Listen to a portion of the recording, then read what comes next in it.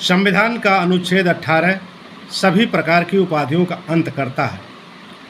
इसमें 4 पॉइंट दिए हुए हैं, आप देखें। नंबर 1, राज्य यानी कि सरकार सेना या विद्या संबंधी सम्मान के सिवा और कोई उपाधि प्रदान नहीं करेगा।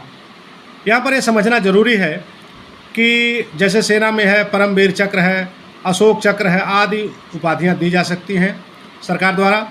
और विद्या संबंधी सम्मान के अंतर्गत जैसे अगर कोई उच्च डिग्री लिया हुआ है और पीएचडी किया हुआ है तो वह अपने नाम के आगे डॉक्टर लिख सकता है। उपाधियाँ हमेशा नाम के आगे लिखी जाती हैं। और जैसे डॉक्टर विवेक गौरव या इंजीनियर सुनील कुमार, इस तरह की चीज़ें विद्या संबंधी उपाधि आप शुरू में लिख सकते हैं। और बड़ी से बड़ी उपाधियाँ भी हैं, जैसे पद्मश्री अनिल कुमार, पद्म विभूषण भी शुरू में लिखा जा सकता है। भारत रत्न डॉक्टर भीमराव अंबेडकर, लौह पुरुष सरदार वल्लभ भाई पटेल, यानी नाम के पहले जो तमाम सम्मान हैं, उपाधियां हैं, वो लिखी जा सकती है जो जनता द्वारा प्रदान की गई हो, आज़ादी से पहले और आज़ादी के बाद सरकार द्वारा। इस तरह से नंबर 3, भारत का कोई नागरिक किसी विदेशी राज्य से कोई उपाधि स्वीकार नहीं करेगा। नंबर 3, कोई व्यक्ति जो भारत का नागरिक नहीं है, राज्य के अधीन लाभ या विश्वास के किसी पद को धारण करते हुए किसी विदेशी राज्य से कोई उपाधि राष्ट्रपति की सहमति के बिना स्वीकार नहीं करेगा। नंबर 4, राज्य के अधीन लाभ या विश्वास का पद धारण करने वाला कोई व्यक्ति किसी विदेशी राज्य से या उसके अधीन किसी रूप में कोई भेंट, उपलब्धि या पद राष्ट्रपति की अनुमति के बिना स्वीकार नहीं करेगा। आइए उपाधियों और उपनाम में अंतर समझें।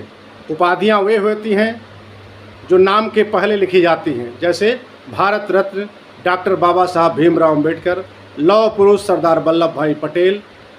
इस तरह के जो उपाधियां हैं, परमवीर चक्र विजेता सो एंड सो फलाने, अशोक चक्र विजेता फलाने, इंजीनियर फलाने, डॉक्टर फलाने, इस तरह की चीज़ें जो नाम के पहले लिखी जाती हैं वो मान्य हैं। लेकिन जो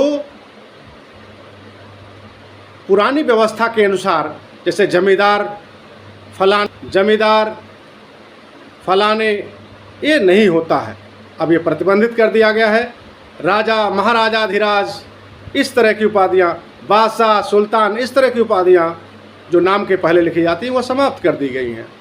अब आइए, जो सरनेम है वो नाम के बाद में लिखा जाता है, जिसको उपनाम कहते हैं।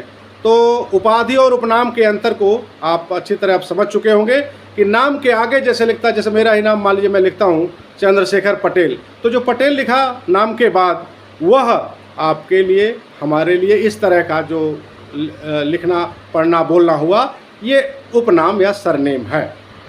जय लोकतंत्र, जय संविधान, जय भीम, जो जितना है उतना पाए, यही हमारी थीम।